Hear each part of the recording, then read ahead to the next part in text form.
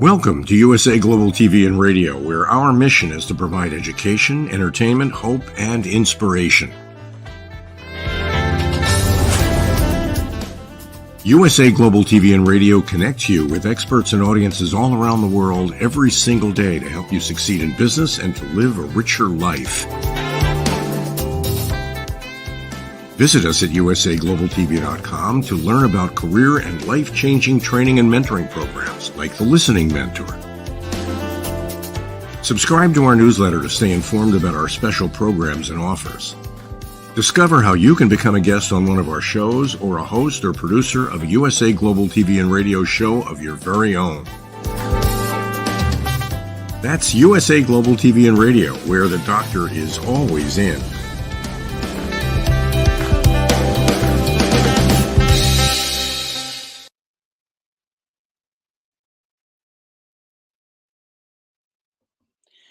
A very, very good day, good morning, good evening, good afternoon to you, wherever you are in this world. I am hugely excited to be introducing our amazing guest on this Live, Learn, Teach, Inspire episode, which we run once a month, and we invite incredible, unbelievably talented people who can really go down that route of living.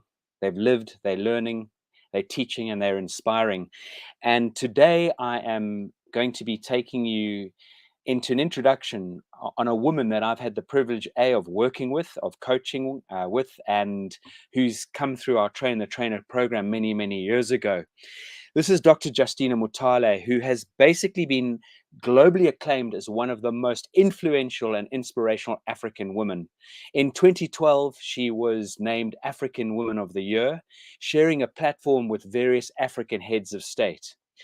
Dr. Mutale is a global impact visionary leader with over 30 years experience working in the diplomatic and international development setting. And she is an internationally development expert, a human rights activist, a gender advocate, and has been a philanthropist. She's an international leader. She has written incredible books, The Art of Iconic Leadership, Power Secrets of Female World Leaders, and is a co-author of the highly cerebral book, Women on Corporate Boards, an international perspective. In addition to contributing to several other global publications and books on leadership, gender equality, diversity, inclusion, including the most incredible Forbes magazine, which, as you all, I'm sure, are aware, is not an easy magazine to get featured on the cover of. Dr. Mutale has for years consistently advocated for gender equality and the empowerment of women and girls. She is the founder and president of her own organization, which is the Justina Mutale Foundation, and it's got a huge scholarship program for underprivileged African young women. And Dr. Mutale serves as the vice president of the United Kingdom's National Alliance of Women's Organizations, which is based out of the UK, and serves as a global envoy which is headquartered in Atlanta, Georgia, the United States of America. And through her foundation, Dr. Mutale advocates for gender equality and the empowerment of women and girls in political leadership and economic empowerment by providing leadership and entrepreneurship training, mentorship, and coaching. The foundation also advocates for the retention and completion of tertiary education for young women and girls from rural and disadvantaged communities throughout Africa by providing them with university scholarships and access to incredible tertiary education around the world. And lately, in Justina's words, from our ancestors come our names, but from our virtues, our honors. Your work in the world can only be undertaken by one person, and that's yourself. All of us have our part to play, and our work can be called a success only when in some way it serves our fellow man. And this is fundamental. And this really leads on to this incredible honorary award that Dr. Justina Mutale has been honored with by the United States 46th President. It's the Global Award of Voluntary Services. And ladies and gentlemen, I hope I haven't bored you with that incredible introduction, but I could go on and on and on. Without further ado, I really would like to introduce and bring Dr. Justina Mutale in to the studio. Thank you, Philip. Thank you very much for that flattering introduction. Sometimes I think, is that really me? As you know, women are full of what is called the imposter syndrome, and I think that is why I had to write the book on the art of iconic leadership, because I got tired of where, as an agenda advocate, I got tired of hearing people say that. We have a deficit of women in leadership because young women and girls have got no role models to inspire them into leadership. So I had to come up with this book to show them that this can be done, and this has been done. And in my book, I chronicle the leadership journeys of women from biblical times, from ancient times up to date, just to late and it is, my book is of course a gift to the next generation woman, to give them that confidence, to give them that unshakable self-belief, to know that it is possible for them to lead as a female. So, although that is the intention of my book, but in this book, of course, I highlight the characteristics that the modern day leader should have, because we live in very trying times. For example, the past 3 years we've been in through the world has been through very traumatic times of COVID-19, and we are still facing the war on the Ukraine, which has impacted on many countries. We have the inflation, we have the rising cost of living because of the rising cost in fuel. As soon as the rising cost in energy or fuel goes up, every other commodity, every other item's price will go up. And for I come from Africa. In my country, Zambia, and also, of course, in Africa, a lot of the cost of living has gone up exponentially, and this is because of the rise of the cost of fuel, which affects everything. So which means that all the strides that these African countries have made in the period, for example, I think that was between around 10 years ago or so, when we were talking about Africa rising was the time when this most the highest the countries that had the highest economic rising rate were based in Africa. But all that has been taken away because of the COVID-19, and also, of course, the war on the war in Ukraine. So you find that everybody, whether it's in Africa or in the Western world, everybody is disillusioned because we have all these problems, both in our own personal and, of course, professional, in our professional lives. So this calls for a reset in leadership. It calls for a reset in leadership because humanity is at a crossroads. At a crossroads because of all these setbacks that are happening. So we need a new kind of leadership, a leadership that is human centered, a leadership that brings the leader as a human to the table, and of course a leadership that that leader knows that he's dealing with humans and not machines. Because the time now is gone when leadership in the past used to be about leaders commanding others, flexing their muscles, and just issuing all of these orders, but that doesn't happen anymore. I will quote General Schwarzkopf, who, before even this time, he commanded Desert Storm, which was a 39-country military coalition that happened when Iraq invaded Kuwait. And he said, leadership is a potential combination of strategy and character. But if you must be without one, please be without strategy. He realized, in the military, strategy is very important, but General Schwarzkopf realized that without bringing character to the table, strategy was nothing. Without bringing his own character to the table, his troops would be doomed. Those troops from the 39 countries that was the coalition against Iraq would be doomed.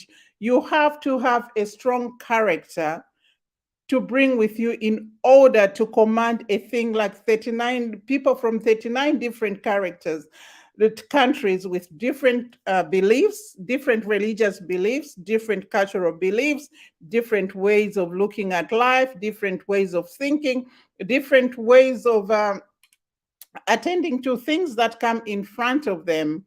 So this takes character, and character is what is someone's power. So I love that. when I speak about the power secrets of people, I am talking about taking someone and bringing a mirror in front of them to bring them face to face with their own character, to realize who they are, what makes them tick, what attracts people towards them, and how do they get people inspired? How do they get people to stick around them and follow their dreams? Just like those 39 different, just like those troops from 39 different characters stuck by General Schwarzkopf in order to make Operation Desert Storm a success. So that is what I talk about when I talk about your power secrets. It's to do with your own character, your own inner wisdom, your own personality. Who are you? What is it that you bring that makes people want to follow who you are? I love that, Dr. Justina.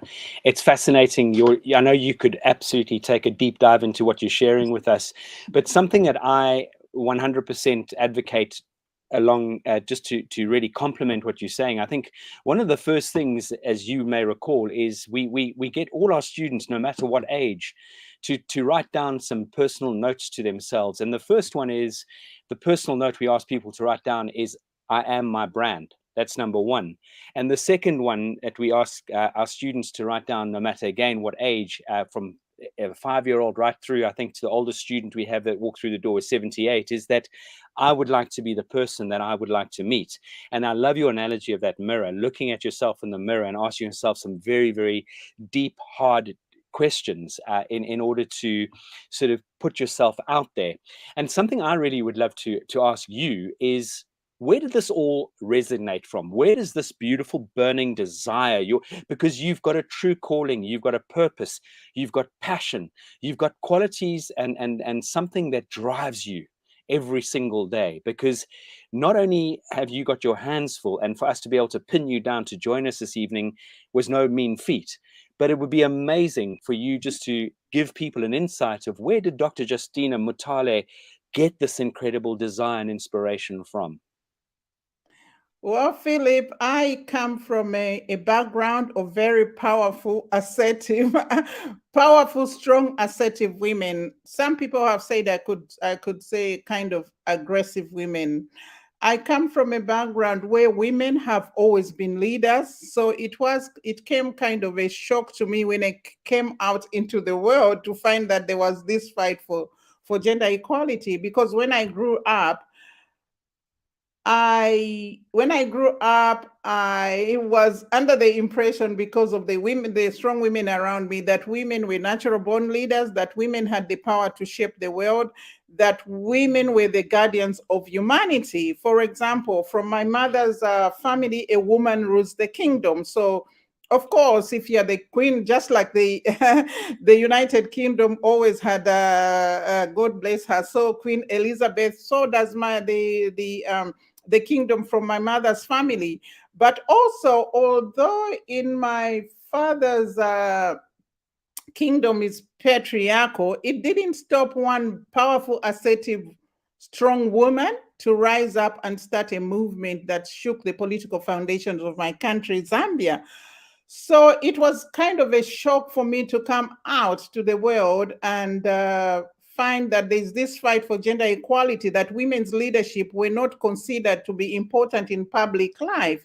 And as you know, all the leadership qualities that you bring to the table in public life, women have them almost, for some women, it's almost as a default from if you're going to be for example, a mother leading a family, you've got to do the budgeting, you've got to direct who's going to do this and do that tomorrow, or you decide which school your child is going to. And of course, you also mediate all these sibling rivalries. And this is, I think, is a skill that women bring to the table. For example, I've heard it said somewhere that if women ruled the world, there would be no wars, because no woman really wants to send their own child to war. That where if countries disagree, perhaps maybe as women have it, they'll stop talking to each other for a few days, but no one is really wanting to send their own child to war.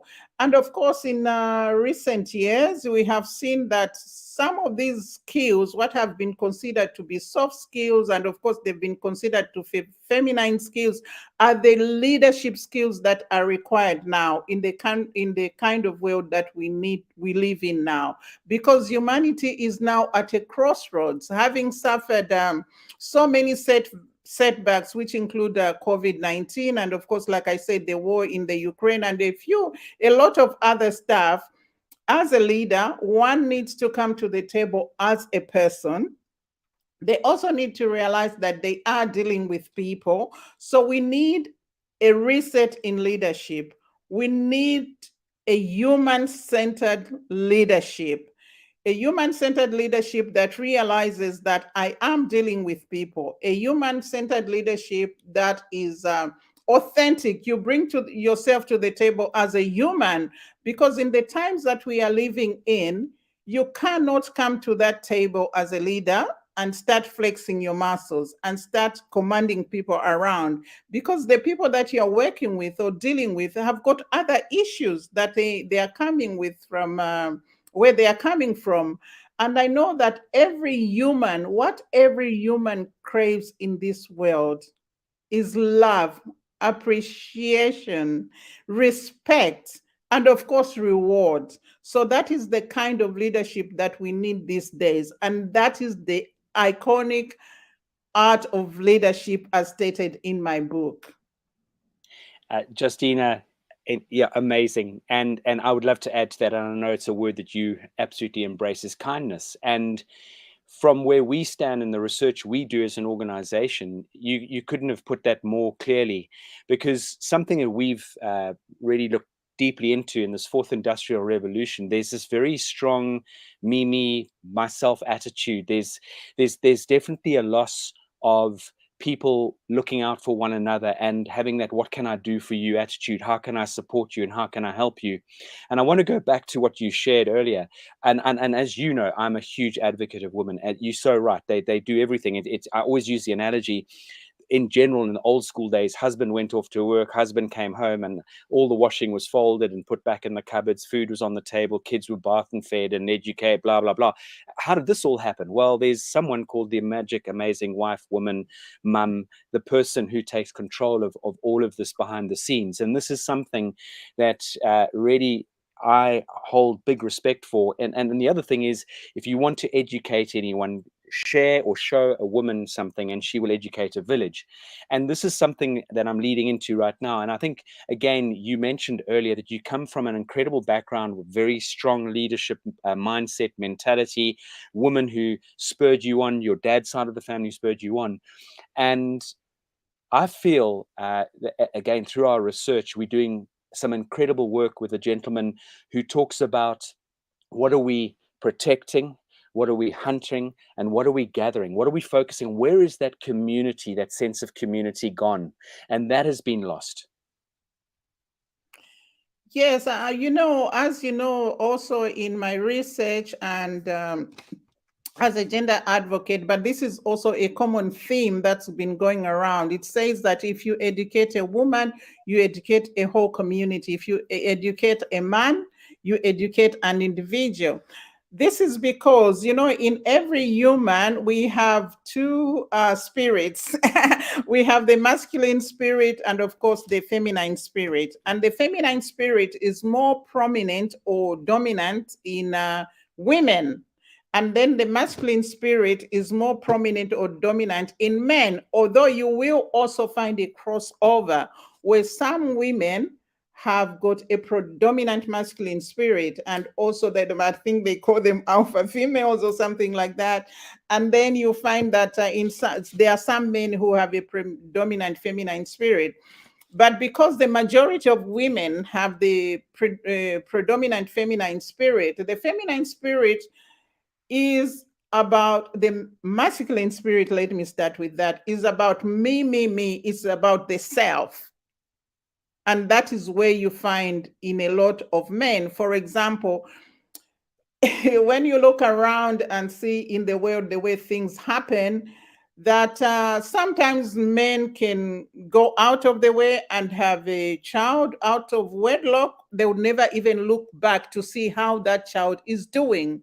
But most of the time, women, no matter who they have that child with, that child will be their responsibility. They won't have to look at that child. Look after that child.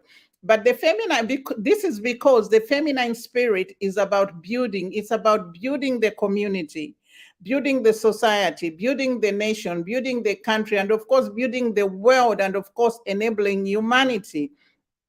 So this is where you find that when you educate a woman, you educate the whole world, because a child that is born of a woman, a highly educated woman, will go into educate, will go as far as they want to go in education, unless that child just decided, I don't want to go this way. And of course, it's a very difficult bargain with the mother, because then they will be pushing that child to go. And of course, a child that is born of an affluent woman will lead an affluent life. A child born of a poor woman, even if the father was a rich person, will lead a poor life. So this is where you find that the feminine spirit, for me, I believe that the 21st century is a time to tap into feminine wealth. It is a time for us to bring feminine wealth into leadership. It is the only way that, for example, the United Nations can achieve what their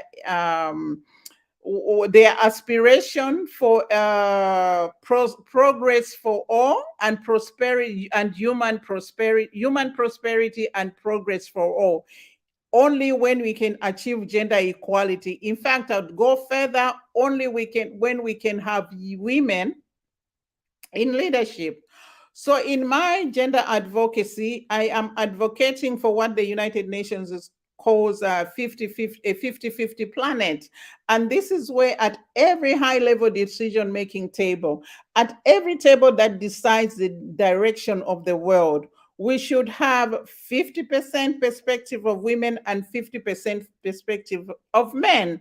Because for a long time, the world has been run on perspectives of men. And this is where the world is. We need to bring in the feminine spirit into leadership. We need to bring in the women to the table, because women have all the natural attributes that make someone a leader. Women have got all the natural attributes that make someone the 21st century leader.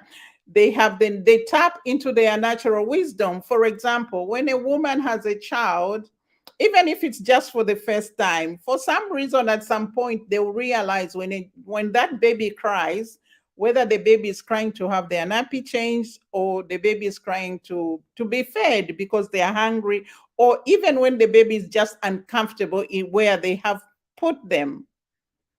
So women bring this high emotional intelligence to the table, so to speak. And those are one of the powers that I articulate in my book.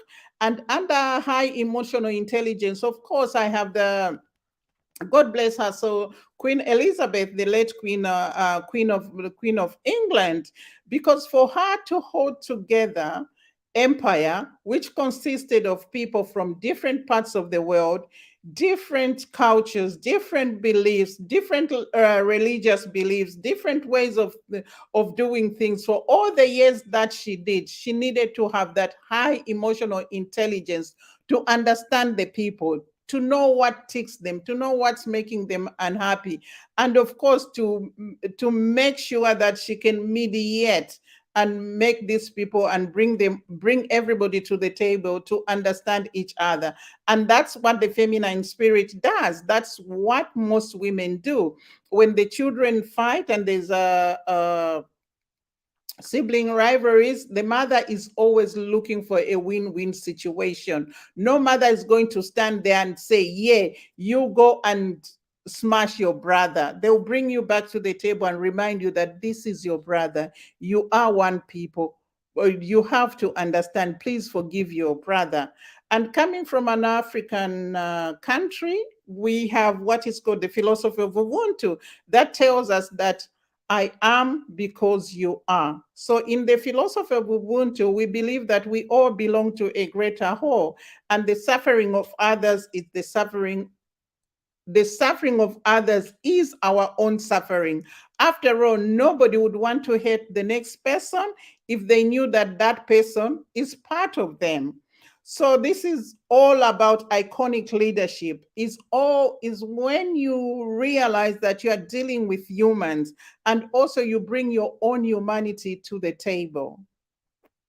I absolutely love that Ubuntu. It's the most wonderful, wonderful word. And funny enough, just to detract slightly, many years ago, I was watching a fantastic series, and anyone out there watching this incredible Live, Learn, Teach, Inspire episode with Dr. Justina Mutale, it's called the Playbook. And there was an African American gentleman there who was pulling his hair out at trying to get his team to perform at the highest level, and he incorporated Ubuntu, which is such a powerful, beautiful African.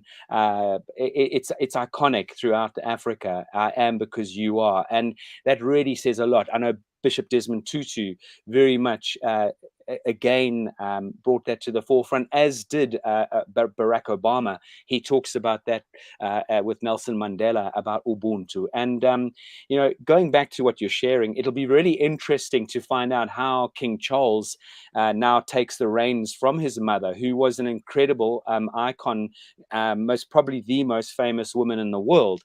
And I just pray and hope that Prince Charles, now King Charles, has taken many leaves out of his mother's book. And I would love your view on how do you, and I don't want to go down a rabbit hole here, but I would love you to give us a few sort of thoughts on how do you think, King Charles is going to take the reins, and, what do you think he can take from his mother's incredible leadership skills, and not only leadership skills, but her motherly skills? I believe that any male child that is brought up under the wings of a very strong mother would take the mother's route. So I think that Prince Charles is going to make a brilliant king and leader, because he has been under his mother's wing for so many years, for over 70 years. Let's compare, for example, with Barack Obama. Barack Obama's father left when he was only 2 years old, and he was brought up by his mother. And I think because he was brought up by his mother, that's what made him become who he was, because he took some of those characteristics from his mother. He took that feminine spirit from his mother to become the great leader that he was. And I believe that this would be the same as with Prince Charles, King Charles now, because he had been under his mother's wing for over 70 years. So in a way, his approach to life would be a kind of, he brings a feminine spirit to to life.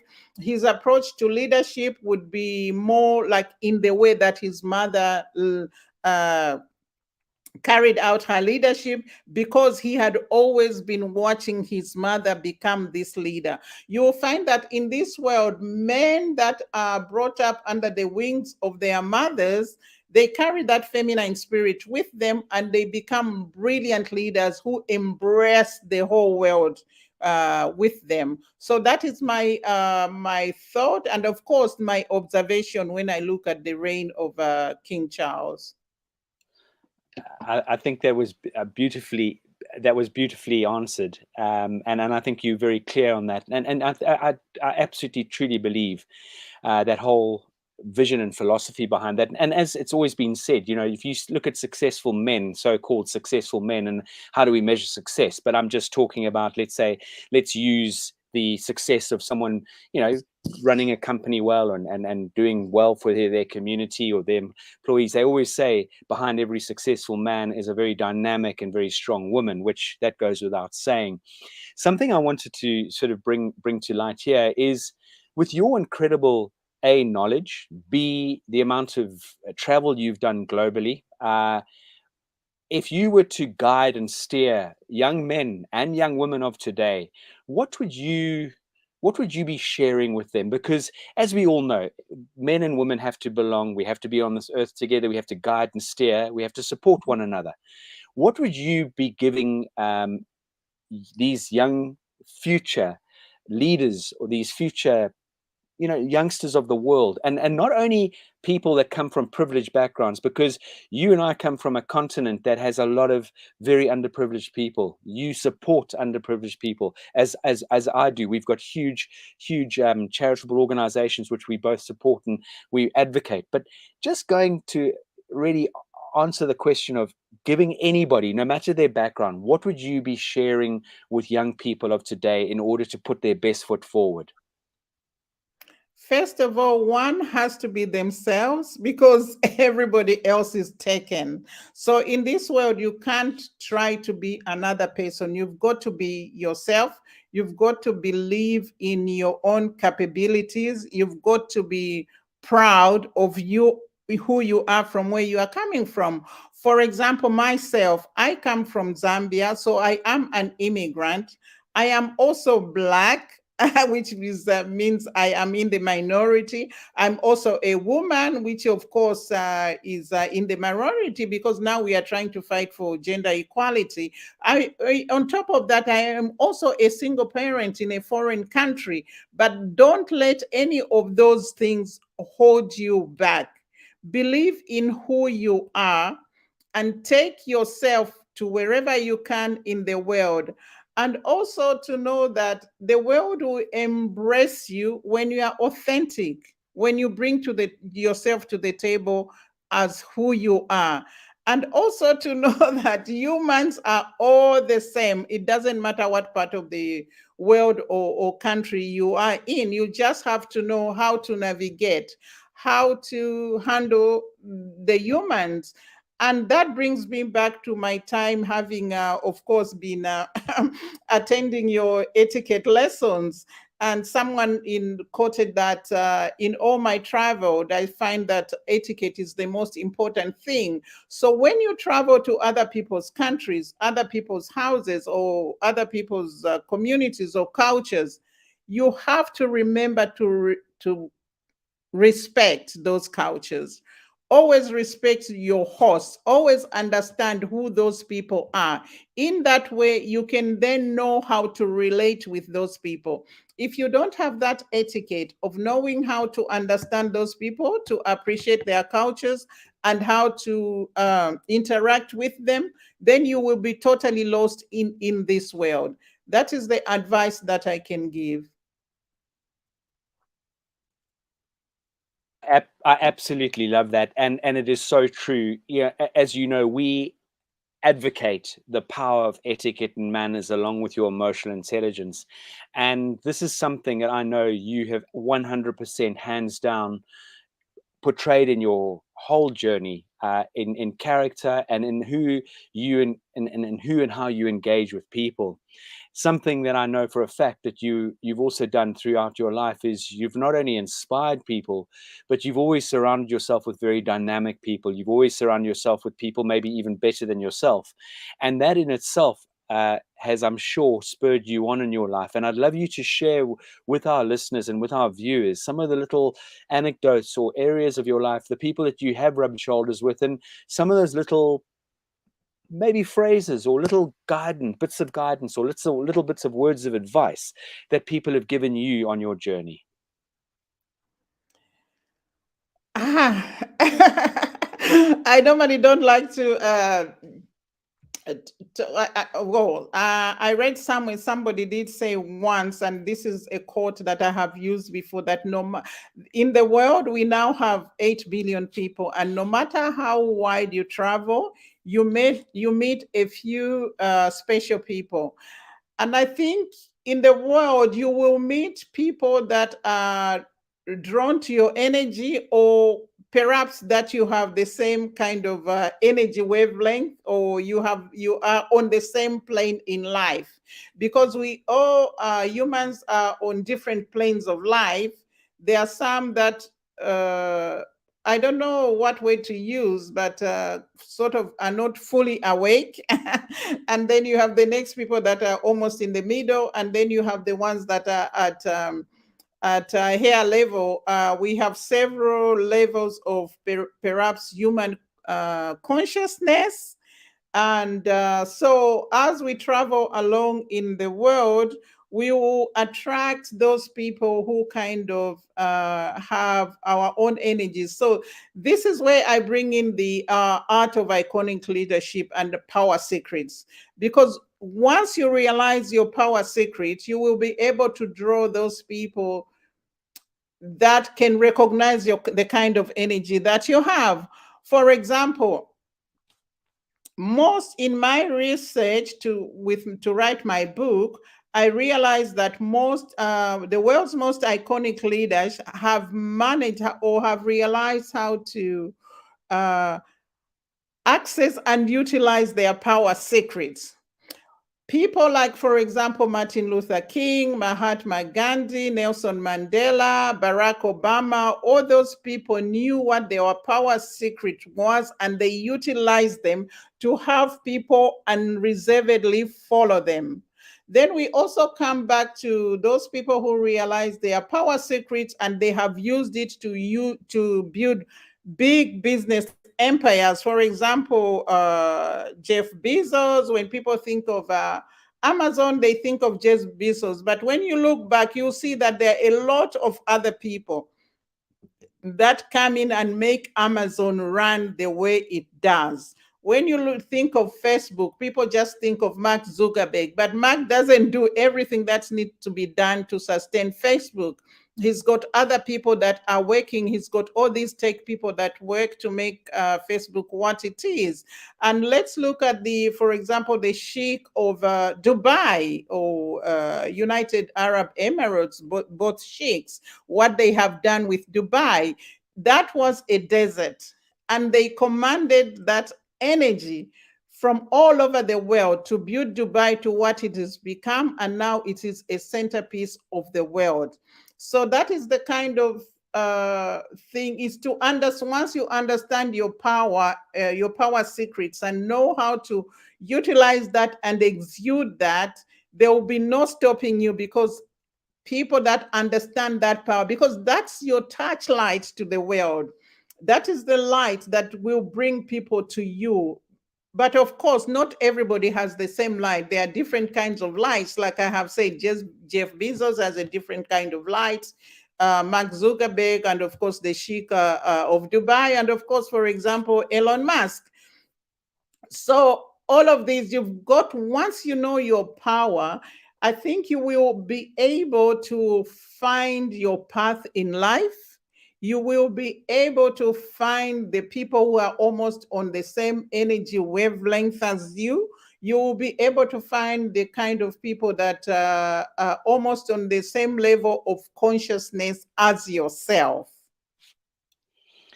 Beautifully, wonderfully put, and really that really sort of triggers something within my, I suppose, my DNA and my repertoire, in where this whole vision and focus of the British School of Etiquette, now the British School of Excellence, really was founded. And there's one race, and that's the human race, and we need to take that on board. Secondly, I think where you have really sort of hit the nail on the head, this is about finding your personal brand, personal branding. Who are you as an individual? And let's take the spotlight off our weaknesses and put the spotlight onto our strengths. And when we can tap into our incredible strengths, we can really shine. And as you said, we shine different lights. We become a beacon, and different beacons get picked up by other beacons. And this, in my journey and in our collaboration with people such as your wonderful foundation and other organizations out there, it is finding people's. So I suppose if everyone had a keyhole, it's finding the correct key to place into that keyhole and turn it and open that door and giving people that opportunity. Indeed, that is what it's all about. And in fact, I'll be running a course on the Wealth Elevation Academy, which is based in Georgia, Atlanta. And this is a whole full course on how you can tap into your powers, how you can, one, access your power secrets, two, how you can utilize them, and how you can exude them. This is the course will let all the attendants, everybody that participates on that, to be able to recognize their power. What power do they have in the world? Is it the power of vision? Is it the power of purpose? Is this the power of clarity? Is it the power of faith? Or is it the power of self-belief and the power of resilience? For example, in my book, I chronicle the leadership journeys of the most iconic women leaders of the world, that the ones that I consider, the one I grew up recognizing, the ones I still recognize their powers up to today. So I start from biblical times up to date. So in my book, for example, under the power of resilience, I have Winnie Mandela. Winnie Mandela was resilient in the way that she handled her role in bringing South Africa to get its independence, because her husband, at a young age, with two young children, her husband, Nelson Mandela, was taken away and put in prison. But Winnie stayed as the connection between Mandela and the world. So if at any point Winnie Mandela had faltered and decided on her way to Robben Island that, oh, I'm so tired, I'm not going to do this anymore, South Africa would not be the South Africa that it is today. But she was resilient, because during that time, she was also persecuted. There were times when she went to pick her children at school and found they are not there, and then she was arrested and all of that. But she was resilient in her work, and she still kept there. Now, coming to etiquette. Of course, etiquette talks about elegance, women presenting themselves in the most effective way. In my book, I have Cleopatra the Seventh from Egypt. She believed that a woman's presence, a woman's leadership should be introduced by her appearance. That people, as soon as they see this woman, how elegant she is, how she presents herself, her presence should then tell the people that this woman is a leader. And that is what Cleopatra believed in. And she was elegant. She was impeccable in her makeup. She was impeccable in the clothes she wore. She was impeccable in how she carried herself. And these are some of the lessons that you get, for example, from the British School of Excellence. We have the lady from Nigeria, Ngozi Okonjo-Iweala, who is now the Director General at the World Trade Organization. I have her under the power of intellect. And this shows how intellect can take you to places where you thought you would never be. Because this lady, she had worked at the World Bank as a director at the World Bank. And when she came back to Nigeria, she made these changes as a Minister of Finance. She made these changes that made such a change in Nigeria that people couldn't believe. And now she's the first ever woman, and of course, the first ever Black person to become director of the World Trade Organization in the 25 years that this organization has been in there. Of course, under the power of charisma, we have women like Michelle Obama. She was very charismatic so she was so charismatic that at the time of the end of the reign of her husband, people wanted her to be president. So those are some of the powers that you bring to the table. But I think that the most important powers that one should start with is the power of clarity. The power of clarity is to know who you are, what is it about you, and what capabilities do you have in this world. Then there is the power, of course, of self-belief, where you believe that you can do anything that comes your way, no matter what. And there's the power of faith to ask in this world anything that you want to ask for and go for it. Of course, my book has got so many several powers. Some of them I haven't done them yet. I'm thinking of doing the next book so I can cover some of those powers.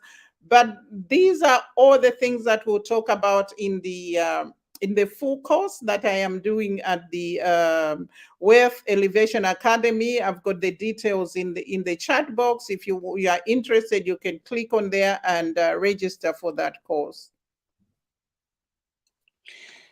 And I have no doubt that that course will give people the most incredible tools and skill set to take themselves to a completely different level. It is something that I know from being on the inside of speaking to your various council and various people that are involved in the setup of all of this. It definitely is going to lend itself to being an outstanding opportunity for anybody out there who wants to take a step forward. I would urge you to please, it's in the chat box, take the initiative, take the action, because in life, everything's about taking action. Talk is cheap. We can talk until the cows come home. But if you don't take action, nothing's going to happen. And that is something that all of us in this world, and I know this is something, Dr. Justina, that you advocate. It's about taking action. Don't go around in life with your hands begging and asking. You can ask, obviously, do that because doors will open. But I'm talking about begging and expecting something to happen. We've got to make it happen by taking action. Of course, like one of the poets said that it's a poem that says a woman is walking through life. She is determined. Is she focused and determined, or is she stuck to one spot? So whatever this woman decides to do, she has the potential to be different. She has the potential to be different and to become what she wants to become. So it's just about us not staying in one spot and not looking back like Lot's wife. What I get from the story in the Bible about Lot's wife, about looking back, there are questions that people ask. So who saw that she looked back and she had become a piece of salt?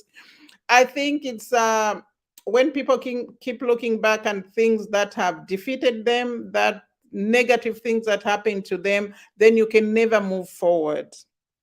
So like in this poem said, whatever you do, if you can move one step, it means that you have the potential to change your mindset, and of course to change the trajectory of your life. So ultimately it's about to keep moving forward, to keep being positive and moving forward, and to seek what it is you want to seek out of life, rather than to dwell on past things that have held you back and have created, for example, limiting beliefs. Because what happens is that in a lot of us, and especially women, we have been conditioned to been conditioned to think that we can be better than men.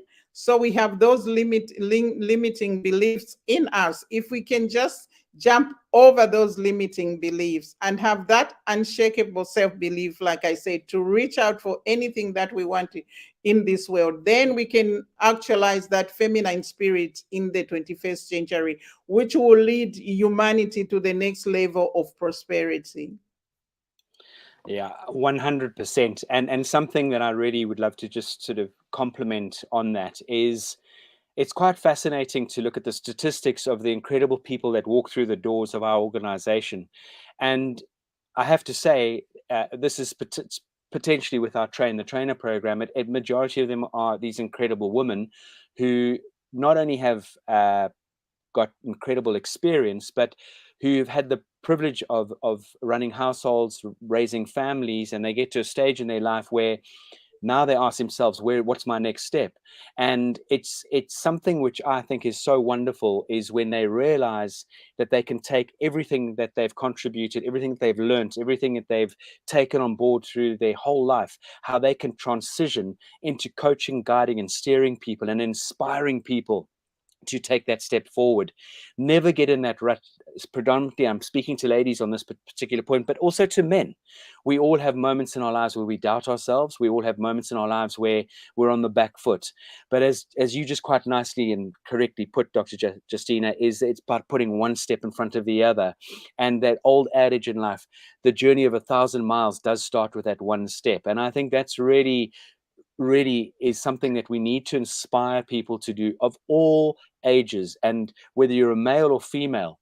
And I know, Dr. Justina, where you come from, it's not about woman. You're incredibly dynamic in every sense of the word when it comes to gender, but I'm behind you in let's promote incredible women and give them the tools to put their best foot forward, because this world would be, and I've always advocated it, would be a lot more easy to live in if we had more women in charge and taking the reins. And I don't say that lightly. I really and truly don't.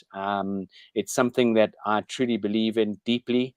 I think where we stand as coaches, as people who are trying to make a difference in this world, and we all have this opportunity to do that, ladies and gentlemen. We all have the opportunity to make a change in this world, no matter whether you're male, female, whether you're an it, this, that, whatever you might be in this world. Just understand we've all got something to offer in this world. Of course, Philip, I strongly believe in that. So what my foundation advocates for, it was set up to get women and to inspire women and girls into leadership. But that is so that we can achieve, like I said earlier, a 50-50 planet. That I think God had a reason why he made men, male and female in this world, and that we need to hold our hands together towards achieving human prosperity, because we need to bring the perspectives of both male and female. Because when all tables, for example, now, since Angela Merkel left the G7, I think the whole G7 is filled up with just male. So which means that the perspective that are decided at that table are all male perspective. There's no female perspective. So when a female perspective is missing at the table, so the desires, aspirations, dreams, perspectives, and of course the intelligence and the way of doing things of the female perspective is missing at the table. So the male perspective cannot speak on behalf of the female perspective, because we have different experiences in life. I come from a very big family of 13 children, and 7 were male and 6 female. And I can say that even though we were brought up with the same mother and the same father in the same household with the same experiences, the female child from my household has kind of different experiences in life than the male child from that household. That's why at that every high level decision table, we need to have both the male and female perspective. So in this world, from my research, I realized that I think it's only about 7% of the world's government leaders, perhaps presidents and prime ministers, are female. And to think that we have 193 countries in the world. So where does that leave the female perspective? Because those 7% are outnumbered by the 93% of men. And I strongly believe that that is where we have why the world is in such facing such problems, because we are not listening to both perspectives. We need to bring the yin and yang together to work together. to work together, we need to have that balance in the world, the balance of perspective, the balance of ideas, the balance of intelligence, the balance of energy from both sides, from the male and female perspective, in order for this world to be on the right track. That is such a wonderful summary in every sense of the word. And I couldn't agree with you more. I couldn't have put it better myself. Something that I really would love to compliment in that particular final few words and sentences that you shared with us is there's that big word, listen. And I think there are not many people out there in this world, and we are mainly pointing at a lot of the leaders. They're not listening. They're not understanding what's going on the ground.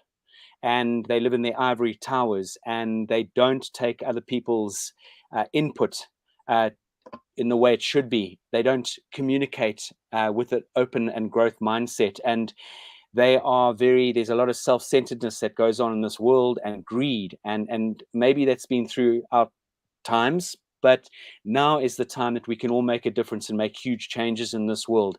And the more and the sooner we realize this, I truly believe, and I know for a fact, that if we as human beings do not adopt these beautiful human old school qualities, we are in for a very, very seriously uncomfortable journey going forward in life. That is true, Philip, because we are at a turning point. Humanity is now at a turning point. And like I said before, it's not a time where leaders should come to the table flexing their muscles and commanding people about, because in the 21st century, humanity, which means whether it's the people in your workplace, the people that you preside over, they just want to be appreciated. They want to be respected. They want to be counted. They want to be rewarded. So as a leader, we need a reset in leadership. So as a leader, you bring yourself to the table as a human, and you also recognize that you are dealing with humans. Humans who've got human needs, human who've got human problems. You don't know what is happening to them at home or on their way to work or anywhere before they get into work.